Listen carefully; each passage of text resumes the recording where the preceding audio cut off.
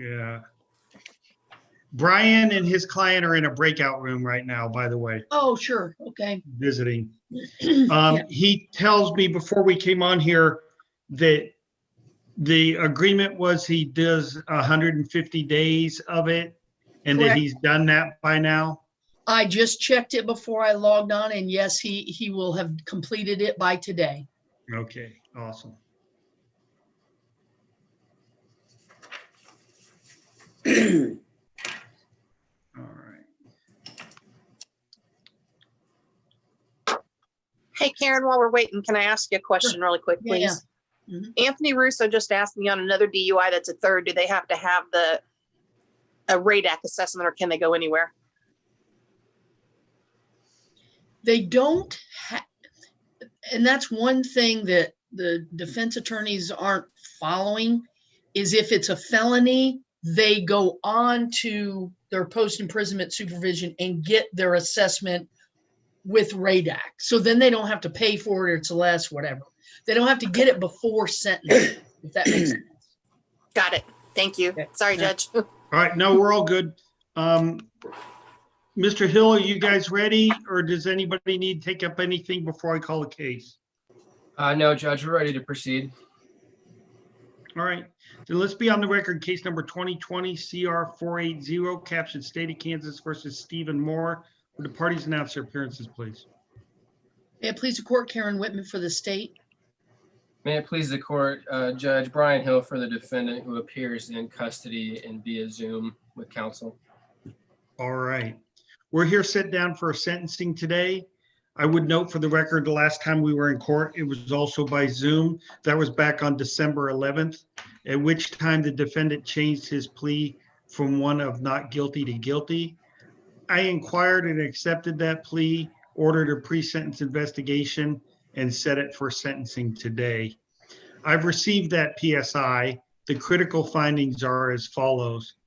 The primary count of conviction is one of driving under the influence the fourth or subsequent time. That is a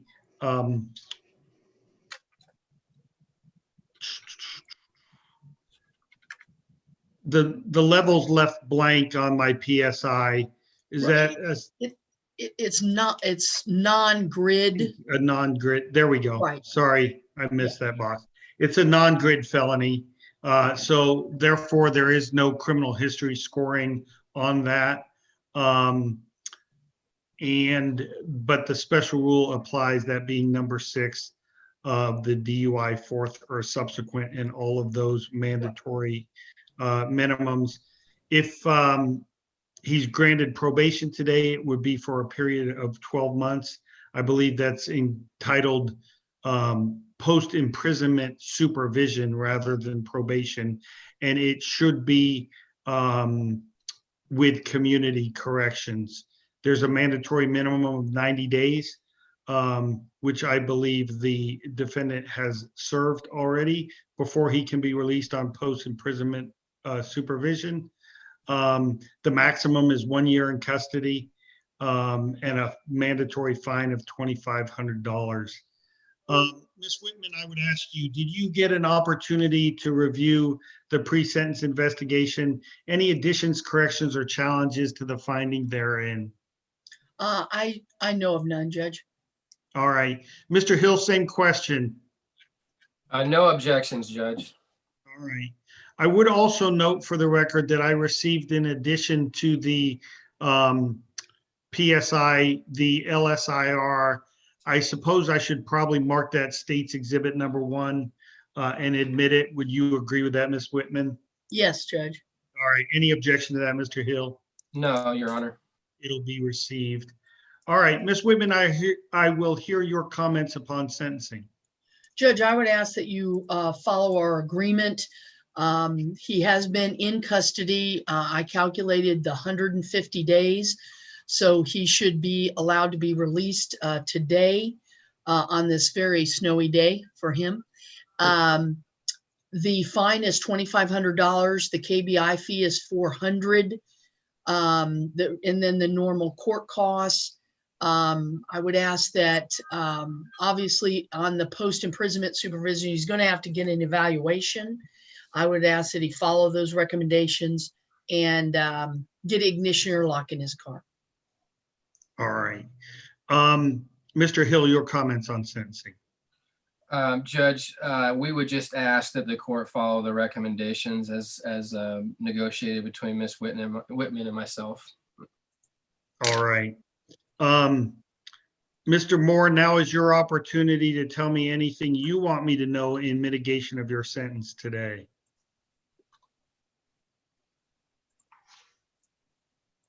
Oh, I don't got anything. I don't have anything. All right. Mr. Hill, do you know any legal reason why I should not now proceed to sentencing? No, Your Honor. All right. Mr. Moore, for the crime of DUI, fourth or subsequent time, you are going to be sentenced to 1 year in the county jail. That time, other than 150 days, will be suspended. And you'll be ordered to serve that 150 days and given credit for those days that you've been in. The calculation of the parties is that you have completed that at this time. You will be on post-imprisonment supervision for a period of 1 year with community corrections. Certain things that you have to do. You have to get out and get an evaluation for substance abuse and follow the recommendations of that. You are prohibited from ingesting any illegal drugs or alcohol. And if you have any prescription medicine, you need to let your probation officer know what it is and get their permission to take that medicine. There is a mandatory $2,500 fine that will be imposed. Ms. Whitman, you didn't mention it. Is there a MAD impact panel? I don't believe I don't believe that was part of our agreement, Judge. All If right. you wish to do it, you can, but that was not part of our.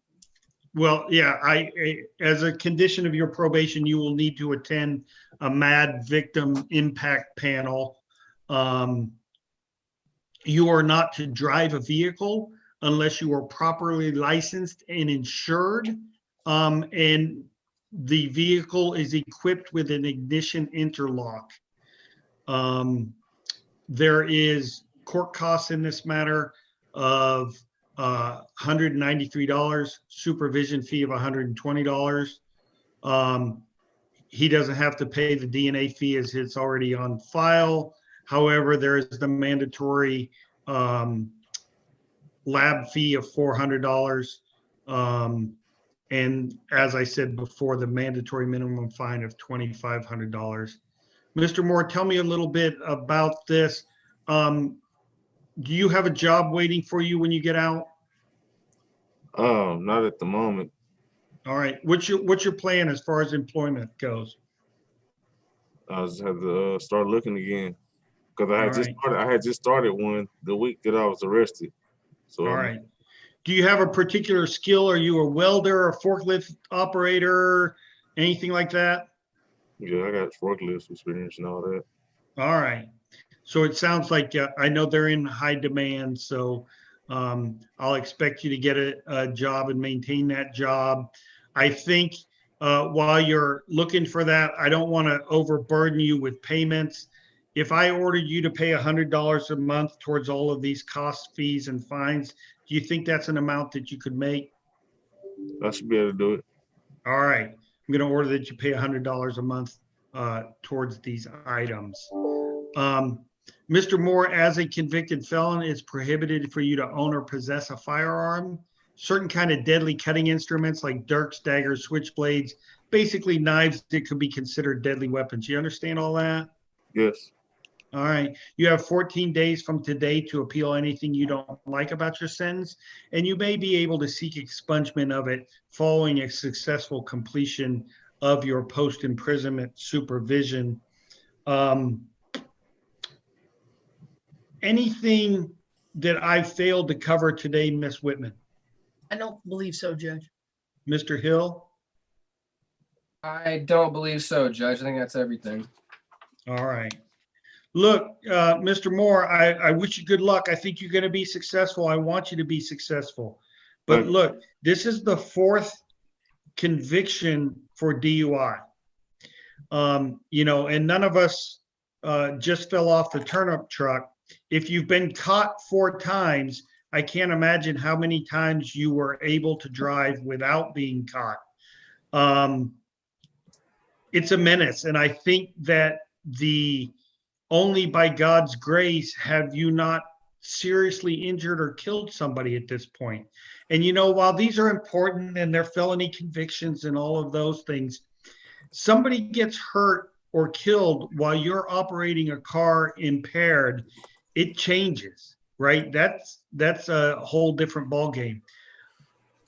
I don't want that to happen. You need to commit yourself at this point that you have operated a vehicle under the influence of alcohol or drugs for the very last time. Because look, I understand people can sometimes run across things in probation that they're not successful or make some other mistakes. And I'm not the guy who wants to send you to prison as fast as I can. But if you get caught operating in a vehicle while you're impaired again, we're not going to spend a lot of time arguing about what I should do about it. You understand that? Yes. All right, good. Well, I think you're going to be successful, and I wish you well. Other things for our record today. Judge, I will be sending Mr. Hill an electronic copy of the journal entry for his review and e-signature, so I can get it to you as soon as I can. I'll look for it in my queue and get it signed. All right. We are adjourned. Thank you, everyone. Good luck, Mr. Moore. Yes, Carrie. I actually sent you a little comment. I was asking if you'd give him the CC number. Oh, And then- yeah, thank you And for then I that. have down that his attorney's appointed. Were there any fees for the attorney fees? I haven't calculated them yet, but there will be. I have all my time. I just need to All submit. right, I'm gonna waive those. That doesn't mean you don't get them, Mr. Hill. It just means I'm not gonna make your client. He's got plenty to pay as it is. Absolutely. So if one of the deputies could take down this number for Mr. Moore, I'm gonna sign your release today, Mr. Moore. It's 1:15. Depending on how busy they are, they may or may not get you out today, okay? If you get out today, I need you to call this number immediately and check in, and community corrections will tell you how to get started. If you don't get out before close of business today, then I need you to call them first thing in the morning. The number is area code 913